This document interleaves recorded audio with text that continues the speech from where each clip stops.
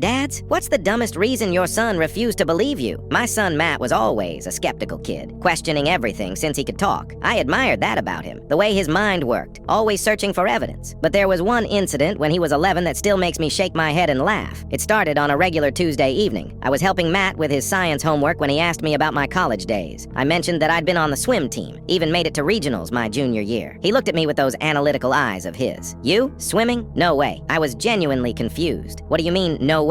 I swam competitively for years. Dad, he said with that preteen certainty that only comes from knowing absolutely nothing, you can barely keep up with me in the pool now. There's no way you were ever good at swimming. I laughed. Buddy, I'm 43. Of course I can't swim like I used to. Prove it, he challenged, arms crossed. The next day, I dug through boxes in the attic until I found my old photo albums. I pulled out pictures of me on the podium at swim meets, newspaper clippings mentioning my name, even my old medals. Matt studied them carefully, squinting at the photos. This could be anyone. The picture's kind of blurry. That's me! Look at the name in the article. He shrugged. Photoshop. Photoshop? Matt, these are from 1997. I didn't even have a computer back then, let alone Photoshop skills. Yeah, but you could have done it recently, he said, as if he'd caught me in some elaborate lie. I called my mom, put her on speaker. Hey Mom, tell Matt about my swimming days. My mother launched into stories about driving me to 5 a.m. practices and washing endless chlorine-soaked towels. Matt listened politely. Then after I hung up, he whispered, Grandma would say anything for you, Dad. I was simultaneously annoyed and impressed by his commitment to this bizarre conspiracy theory. The following weekend, I invited my old teammate Steve over for dinner. Steve and I hadn't seen each other in years, but he lived just an hour away. During dinner, Steve naturally brought up our glory days, telling Matt stories about relay races and our coach's notorious temper. Matt nodded along, but later that night, I overheard him telling his younger sister, Dad probably paid that guy to lie. It became an ongoing joke between us. Whenever I'd mention something from my past, Matt would narrow his eyes and say, just like your swimming career, right, Dad? With air quotes. Then came the school reunion. It had been 25 years since graduation, and the organizing committee put together a slideshow of old photos and videos. My wife insisted we all go as a family. During the event, the projector displayed footage from our senior year, and there I was, 17 years old, diving off the starting block in a regional championship. Matt's jaw literally dropped. He turned to me, eyes wide. That's actually you. That's what I've been telling you for months. After a moment of stunned silence, he asked, but why are you so slow now? I couldn't help but laugh. Because I'm old, Matt, that's what happens. He considered this, then nodded solemnly. I guess I'll be slow when I'm old too. Probably, I agreed. On the drive home, Matt was unusually quiet. Finally, he asked, what else can you do that I don't know about? It struck me then, his disbelief wasn't really about swimming. It was about seeing me as something more than just Dad. I was a person with a history, with achievements and abilities that existed before him. Maybe that was hard to reconcile with the father who now struggled to keep up with him. Lots of things, I answered honestly, and someday your kids won't believe you either. He smiled. I'll keep videos ready, smart kid. And if you stayed till the end, like the video.